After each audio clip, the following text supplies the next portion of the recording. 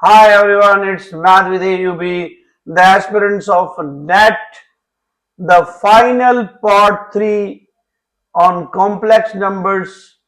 I have selected the real good questions, although they have the same concept, but they are mind boggler, perplexing, a really very good question to solve on complex numbers. Without wasting time, our question number 17, lump sum 17, first of today's frame.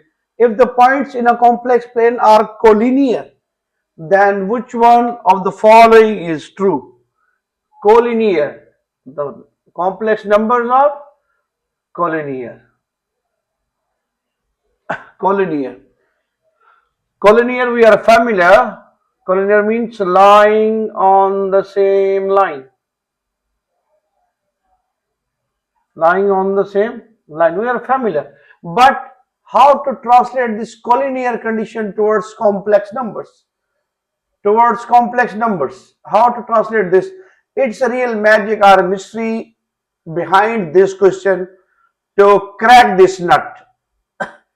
Collinear means Z1, Z2 are pure imaginary or Z1, Z2 are pure real numbers. Pure real number. Look, if they are imaginary, then they lie on y-axis. Then they lie on y-axis. Meeting our criteria of collinear, lying on y-axis itself a line, and both numbers lie on y-axis. If z1 and z2 are pure imaginary numbers, if they are real, they lie on x-axis. They lie on x-axis. They lie on x-axis. X-axis is a line. Both numbers lie on a straight line, meeting the criteria for collinear conditions. If they are collinear, that is the given portion of our question to be dealt or to be applied in order to get to the right result. Z1 and collinear means either Z1, Z2 both are pure imaginary or they both are pure real. Pure real means having no iota part. What happens then? Let's discuss both cases. If they are real, if they are pure imaginary, suppose it is our y1 and it's our y2. If they are both real, x1 and x2, first take this condition. First take this condition, look at this, what happens? It is a question of figuring out which triangle inequality or what condition of triangle inequality holds in that case. Z1 plus Z2. In our first case, when they are both imaginary, y1 iota plus y2 iota.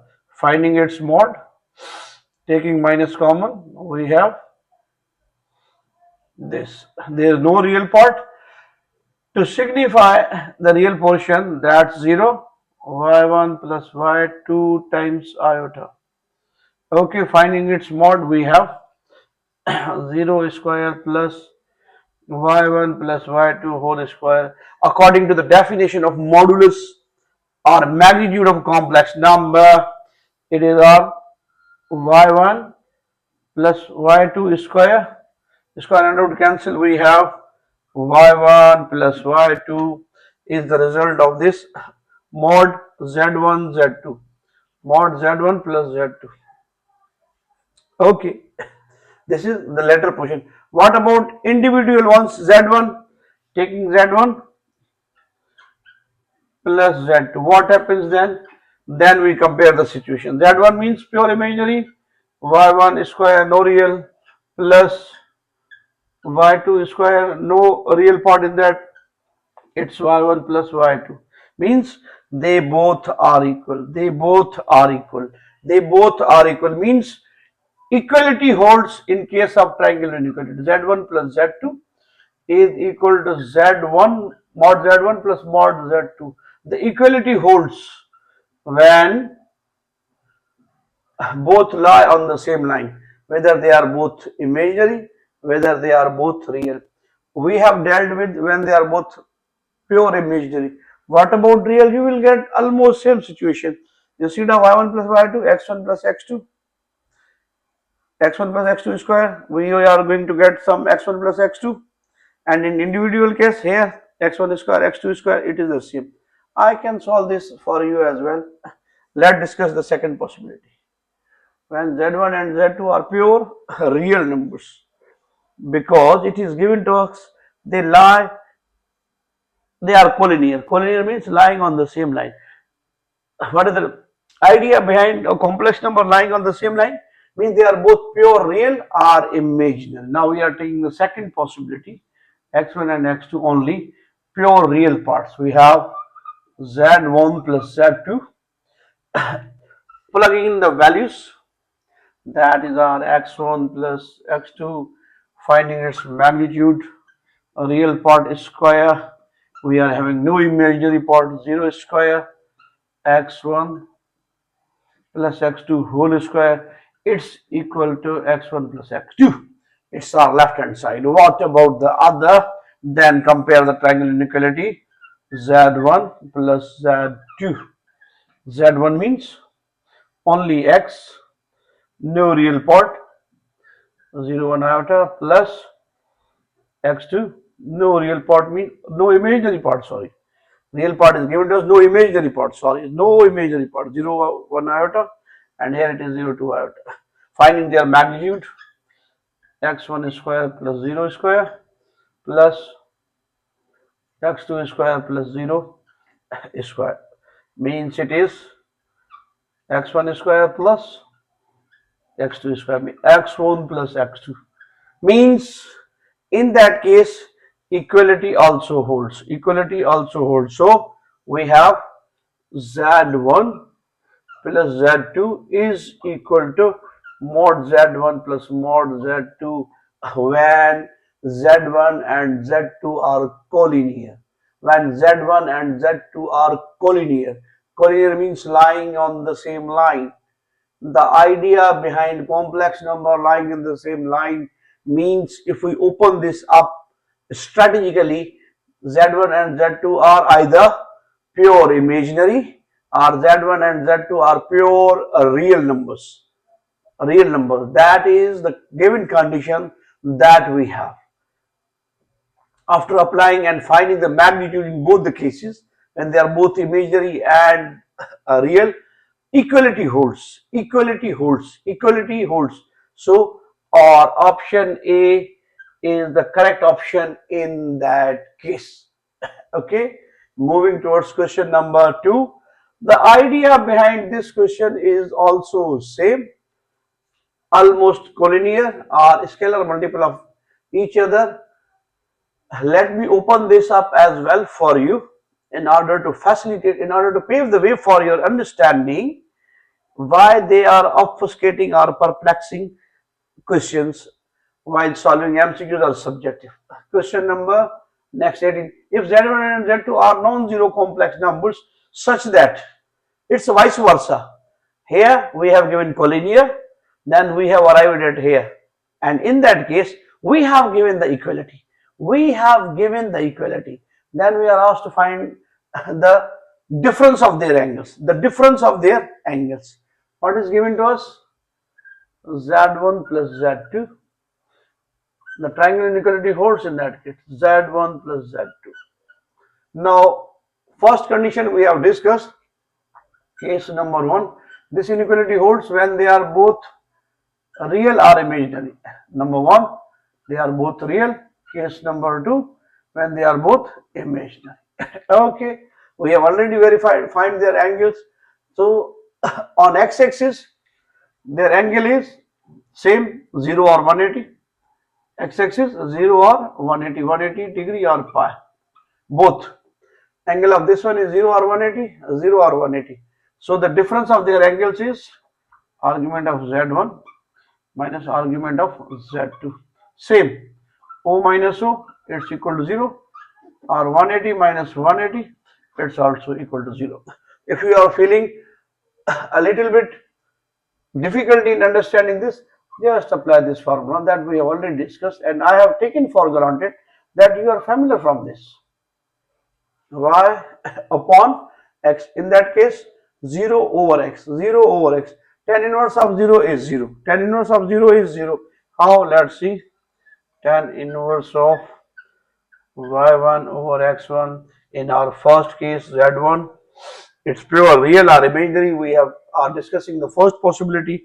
It is theta is equal to tan inverse of 0 over x1 means tan inverse of 0. It gives us 0. Okay, next the second possibility for the second complex number, it results also in the same. Theta is equal to tan inverse of y2 over x2, where y2 is our 0. Tan inverse of 0 over x2, it's also 0. So it is our argument 1, theta 1, theta 2. Their difference, theta 1 minus theta 2. Difference of the argument. Difference of the argument means angle. O minus O, we have 0. We have 0. Similarly, if the numbers are pure imaginary, means y1 only, z1 is equal to y1 iota and z2 is equal to y2 iota. Find the angles theta 1, tan inverse of y1 over 0. So it is tan undefined. Tan is undefined when its angle is 90 degree or pi upon 2 radians. It's our theta 1. Similarly, we are going to get theta 2 is also equal to pi over 2. Their difference, theta 1 minus theta 2 is our pi over 2 minus pi over 2. It's also 0. It's also 0. If this equality holds in case of triangle inequality, it means they are collinear.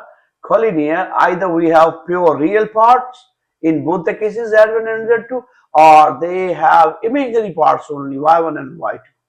Finding their argument angles, their difference is same 0. In that case 0. They both lie on x-axis. X-axis makes angle of 0 or 180. 0 minus 0 or 180 minus 180 leads to 0. Similarly, if they are pure imaginary, they are lying on the y-axis. They are making angle of 90 with positive x-axis. If made from anti-clockwise direction, in anti-clockwise direction, they give us the angle 90 in both cases. The difference of 90 minus 90 is also 0. That is the possibility in that case. So the difference of the argument is 0. There is another possibility when the equality is valid. When the equality is valid. When the equality is valid. I am taking the opportunity. I have done all this research. Z, if the numbers are a scalar multiple of each other, if the numbers are scalar multiple of each other, then this equality holds. Then this equality holds. When they are scalar multiple of each other. How? If I multiply this one with, it will become 2 plus 2 iota. They are identical. Then they are identical. If I take divide by 2 this one, it will become 1 plus 1 iota. They are identical. They are identical. If they are scalar multiple of each other, if they are scalar multiple of each other, they give this equality valid, and the difference of argument remains the same in that case also. How? Let's see and find out.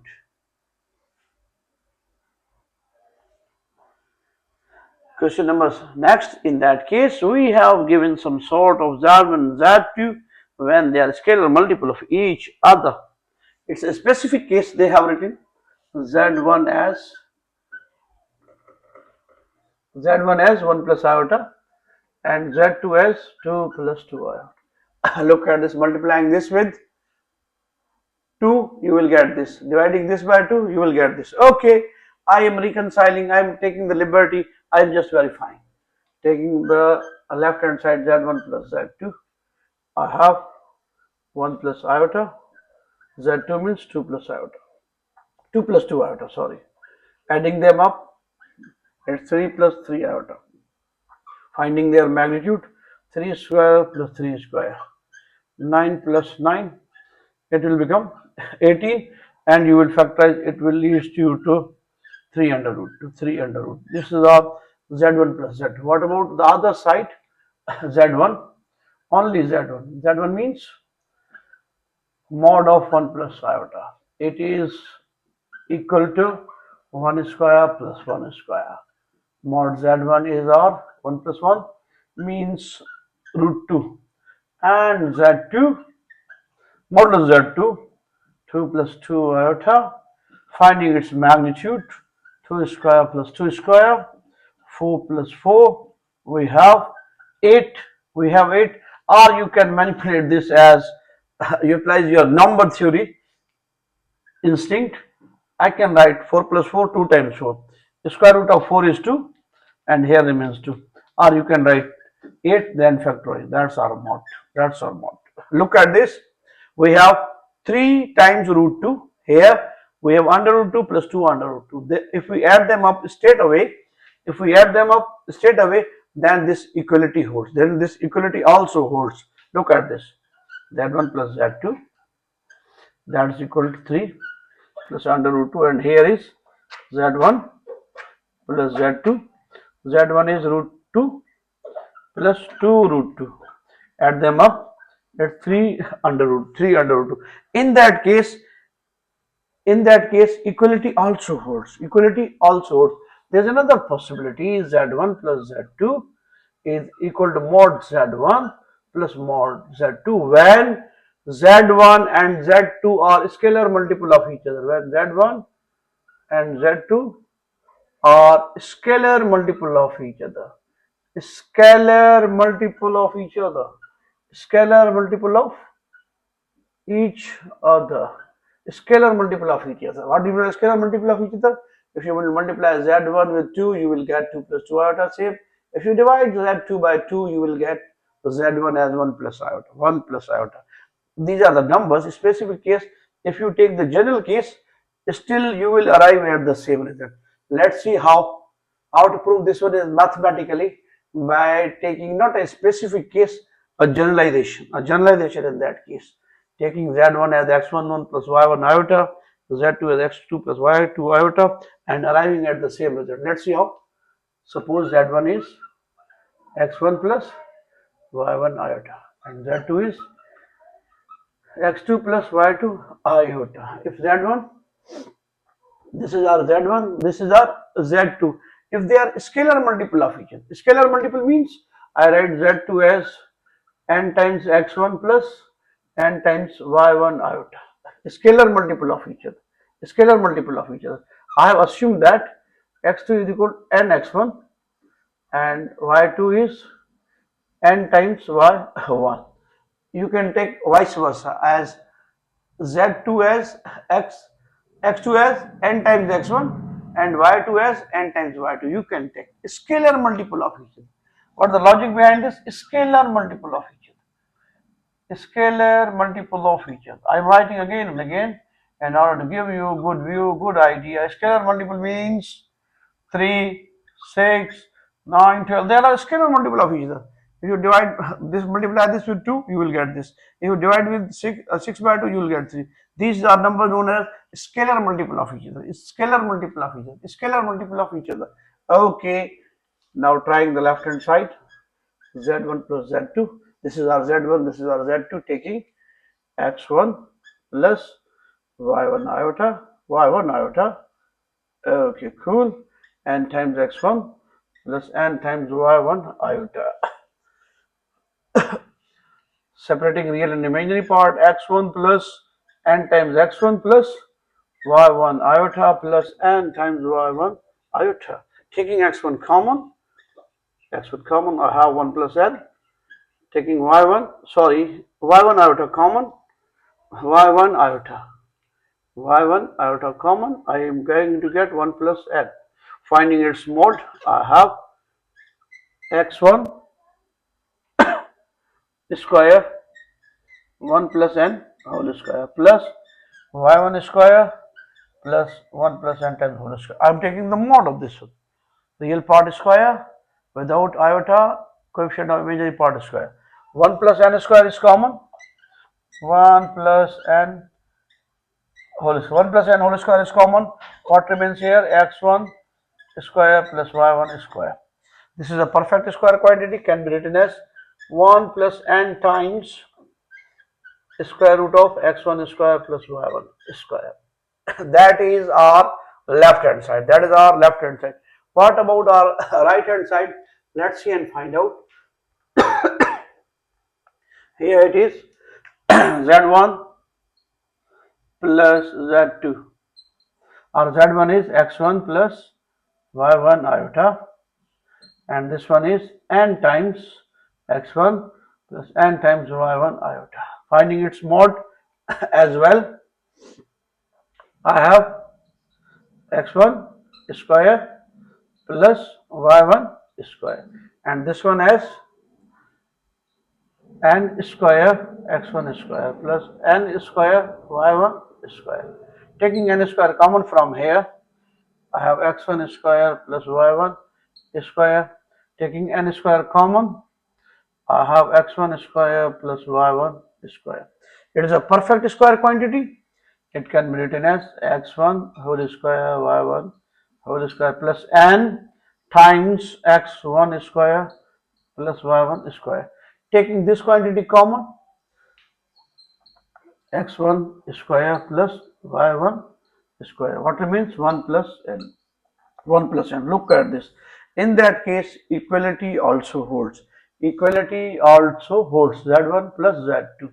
So we have three cases when this equality in complex number holds. Number one, z1 and z2 are pure imaginary numbers. Second possibility, z1, z2 are pure real. Third possibility, z1 and z2 are scalar multiple of each other. z1 and z2 are scalar multiple of each other. Then this equality holds in case of triangle inequality. Moving towards next question. That's also a good question. The selection of my team, my pupils, is wonderful. I have shared with them the book of special equips and federal board past papers, and they are working assiduously to hunt down the questions that they are really troublemakers. And topic wise, we have almost compiled complex numbers. Let's see our selection number next. If a square plus b square is equal to 1, it's then 1 plus b plus a iota divided by 1 plus b minus a iota is equal to what? Is equal to what? A brilliant idea behind this. Let's solve this. Look at this part. They are complex conjugate of each other. Look at this one. If z is equal to b1 plus a iota, then z bar is b minus a iota. They are complex conjugate of each other. Let me plug in, instead of b plus a, z, instead of b minus a iota, z bar. Suppose z is equal to b plus a iota, then z bar is b minus a iota. If that is equal to z bar, then this is equal to z. It is same in both the cases. Okay, now the trick behind this question. It is given to us a square plus b square is equal to 1. A square plus b square is equal to 1. Hunt this down. How? Let's see. We have a square plus b square is equal to 1. A square plus b square can be written as a square minus b square times iota square is equal to 1. We can factorize a square plus b square in set of complex numbers. We can factorize like difference of two squares, a square plus b square in set of complex numbers. I have changed the middle symbol as negative, and I have introduced iota square, because iota square is equal to negative 1. Negative times negative, it will become positive. Same. Now we are in a position to apply difference of two square situation here in order to factorize a plus b iota, a minus b iota is equal to 1. So it is our z bar equal to 1. It is our z bar is equal to 1. That is the trick. Now utilize any value from this. From here, z bar is given by 1 over z, or z is given by 1 over z bar. If I plug in value here, instead of z bar, I will write 1 over z, and we are going to sell through. Instead of z bar, I can write 1 over z. Taking LCM, I have z plus 1 over z. They are cancelled out. In case of owing to the double division property, z will be in the numerator. Z is equal to b plus a iota, and it is our right option is C in that case. Look at this. Look at the wonder or mystery behind this question is nothing. They are conjugate of each other. I have written for you and I have plugged in both the values in this. Then whatever is the given, if this is the given condition, it must be utilized to get to a reasonable answer. It must be utilized. I have taken this. They can be factorized like difference of 2 square instead of complex numbers. I have changed the middle symbol as negative, introduced iota square and factorize. Then according to the definition of complex number, they are conjugate of each other. It is z, then it is z bar, it is z, then it is z bar. I have utilized any value. I have found out the value of z bar and plug in here, and I have arrived at good result. Good result. Moving towards final question. Final question of this series complex numbers, that is the least positive integer and such that let me change the marker, such that the least positive integer and such that 2 iota raised n 2 iota raised n divided by 1 minus iota raised n minus 2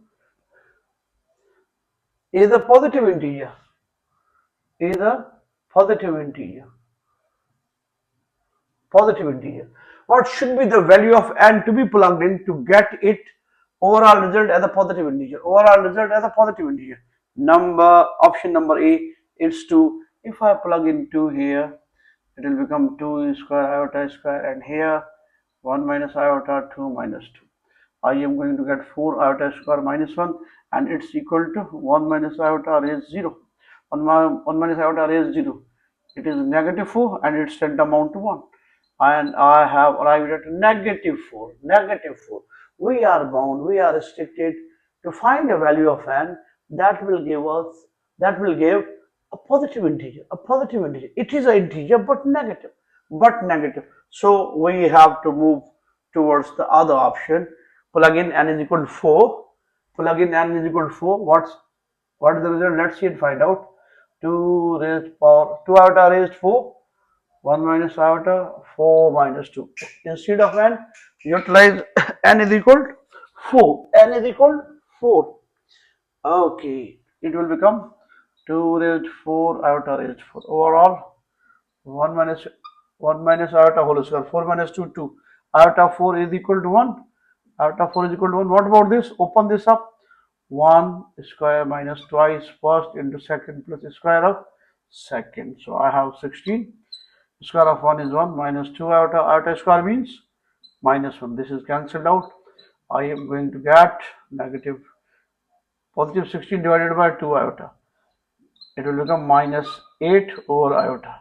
Minus 8 over iota. Minus 8 over iota. If I rationalize, 1 over iota, negative 1 over iota is equal to negative 1 over iota. Minus 8. 1 over iota is equal to minus iota. So I am going to get minus iota, minus plus 8 iota. 8 iota. But we are asked to find a positive integer. Positive integer. It is 8 times root minus 1. It is not an integer. It is not an integer.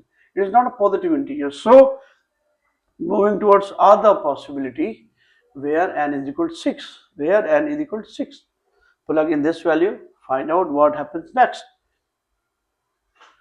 2 iota raised 6 divided by 1 minus iota raised 6 minus 2. It will become 2 raised 6 iota raised 6. I have 1 minus iota raised power 4. Okay, 2 power 6. Let it be. Iota 6 means iota 4 times iota square.